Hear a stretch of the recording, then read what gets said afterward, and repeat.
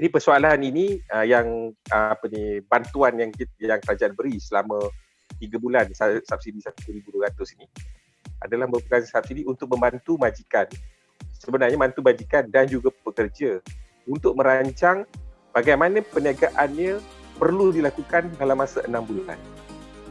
Jadi kalau tuan-tuan cuba fikirkan bayangan begini, katalah kita dua-dua pihak bersetuju untuk mengambil upah minima 1,200. Kita ambil upah minima 1,200 dengan satu syarat, upah minima dia 1,200. Jadi maksudnya dengan bantuan 1,200 ni tadi, majikan keluar 600, kerajaan bagi 600 diberi kepada pekerja, dapat 1,200.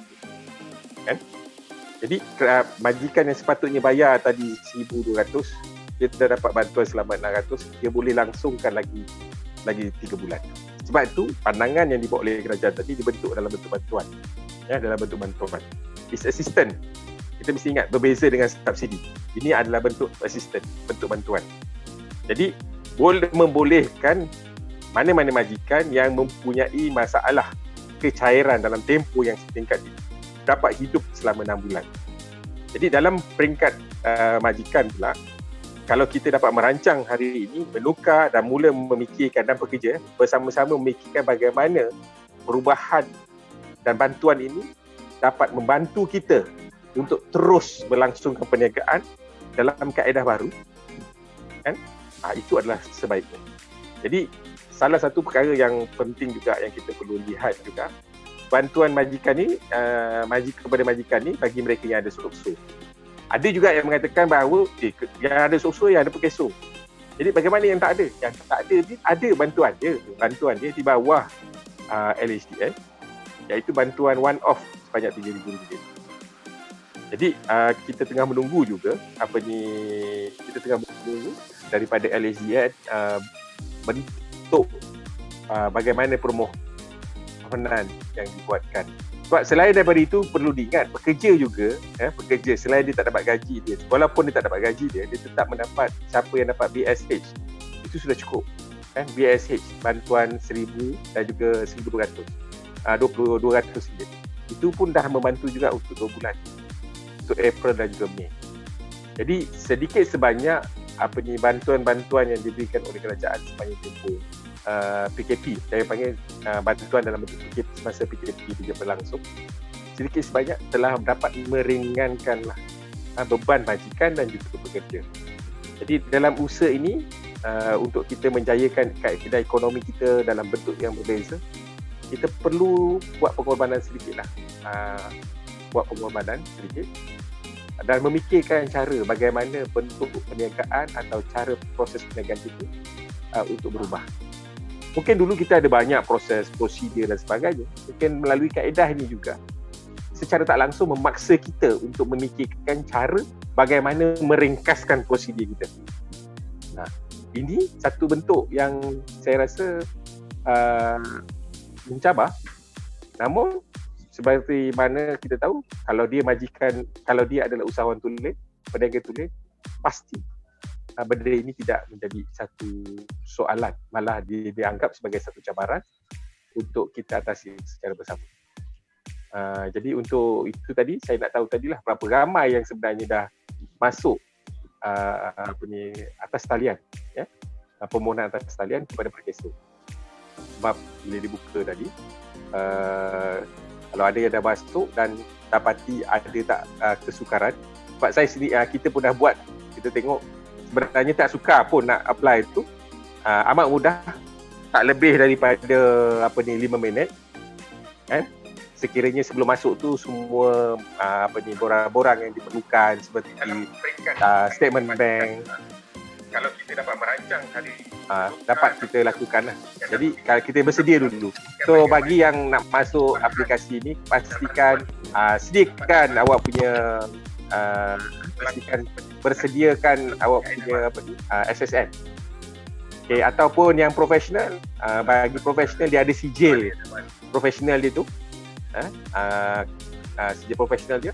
Dan kedua, kalau dia ada trade license, kalau macam di Sabah dan Sarawak, dia menggunakan trade license, dia tak ada SSN, mungkin dia tak daftar dengan SSN, tapi dia ada trade license dengan di BKK ataupun Majlis Pembandaran ataupun Majlis Daerah masing-masing, itu pun boleh dijadikan asas bagi yang ada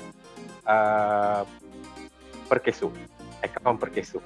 Tapi kalau yang tak ada akaun perkeso ni, kita tunggu. Sebab saya rasa sehingga hari Jumaat malam kemarin, kita masih tak dapat lagi maklumat berkenaan dengan bagaimana permohonan untuk mendapat one off. Jadi sebab dimasuk di dalam website, ya ada tulis, tapi penjelasannya belum lagi jelas. Jadi mungkin sekarang ni LHD kan agak sibuk dengan PSH dan juga bantuan di bawah prihatin. Jadi kita tunggu minggu depan supaya perkara ini boleh diselesaikan.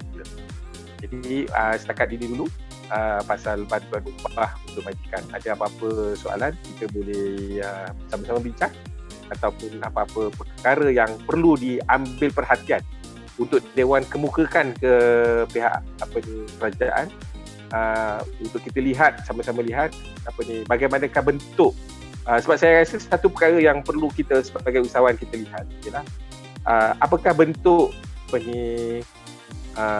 insentif atau bantuan yang boleh dilihat, yang boleh diambil untuk lagi tempoh 6 bulan. Saya 6 bulan daripada sekarang, maksudnya sehingga bulan Disember tahun 2020. Bagaimanakah bentuk dia? Sebab kita faham negara kita akan membuat belanjawan.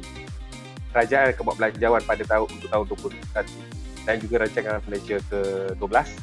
Jadi inilah peluang untuk kita lihat dan kita boleh masukkan, Dewan boleh masukkan cadangan-cadangan terbaru dengan mengambil kira peristiwa-peristiwa yang sekarang berlaku untuk masa depan kita. Ya, bukan cabaran ini bukan hanya di Malaysia, tapi cabaran kita adalah di seluruh dunia menghadapi masalah yang hampir serupa, cuma dalam keadaan yang berbeza. Jadi pendekatan dan kaedah terbaik untuk kemajuan perniagaan orang Melayu memang sentiasa di hati kami di Dewan Perniagaan Melayu, dan itu adalah wadah perjuangan kita. Jadi saya rasa kita buka kepada apa-apa soalan yang nak bertanya ataupun nak memahamkan proses mendapatkan bantuan.